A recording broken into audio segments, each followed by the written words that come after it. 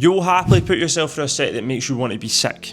Then you'll walk out that door and spend 3 weeks avoiding a 5-minute conversation you've been absolutely dreading. You're the same man, you have the same nervous system, but you have completely different behaviour. And there is a reason for that.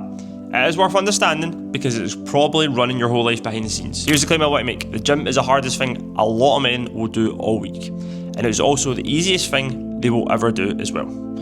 Both of these are true at the exact same time. And once you see why, you'll never look at a working set the same way again. A proper working set is hard. You choose to load a bar and put yourself through something that burns and shakes and makes a part of your brain scream at you to stop. That is genuinely difficult, and you do it on purpose as well. Most people never voluntarily choose to suffer at anything. You do. Give yourself a bit of credit for that. But here's the strange part, right? Of all the hard things your life is going on with and it's going to throw at you, the gym is probably going to be the easiest one that you're going to do, right? And it's the easiest for a single reason that changes everything. The gym is absolutely fair, right? It might be the only thing in your life that is completely fair within your control. Now, think about what that actually means. The weight doesn't care what mood you're in. It sounds mad, but it does. It doesn't care about your childhood, doesn't care about your past, doesn't care about your job, who hurt you, or what kind of week you've had. No opinion on you at all.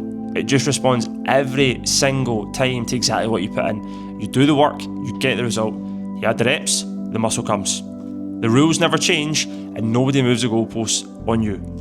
Now, look at every other hard thing in your life. None of them are fair. You can have the hard conversation perfectly and it can still blow up in your face, right? You can do everything right in your life, even in your business, and it can still fail. Grief doesn't arrive in neat sets and reps you can plan around. Out there, effort doesn't guarantee the reward. You can do it all correctly and you can still lose. So the gym is a very rare gift. It's a hard thing where your effort actually maps to your outcome, which is fantastic. That is what it makes the easiest hard thing you'll ever do. It is difficulty with stabilizers still on. There is a word for this and it's called Hormesis.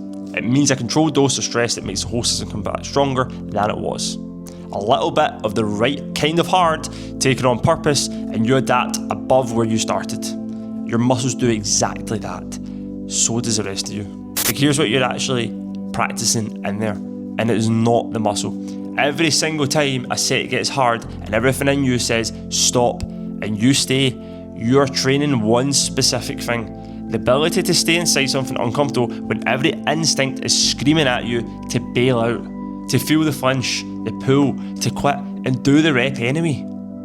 That skill is not trapped in the gym. It is portable, which is fantastic, and you can teach yourself at the deepest level that you are the kind of person and the kind of man who does not run the second something gets hard, and you get to rehearse that every single time under a barbell, under a dumbbell, where it's safe, where the worst case is you rack the weight and you go again the next time. That is a fantastic position to be in.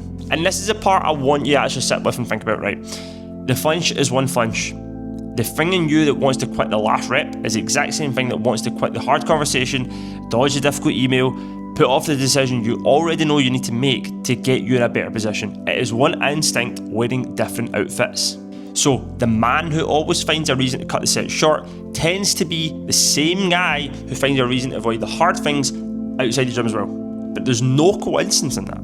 Don't even think there's any coincidence in that at all. It's the same muscle just left untrained in a different manner. And the reverse part of that, fantastic news. Train that flinch out under a bar deliberately a few times a week and you're going to walk out of there a slightly steadier version and a better version of yourself. You're more able to stay in line within the fire when it actually counts. That's exactly what you want. That carries into all the things that you want. The conversation, the work, the relationship, the grief, all of it. That's exactly what happens. I didn't understand this for years though.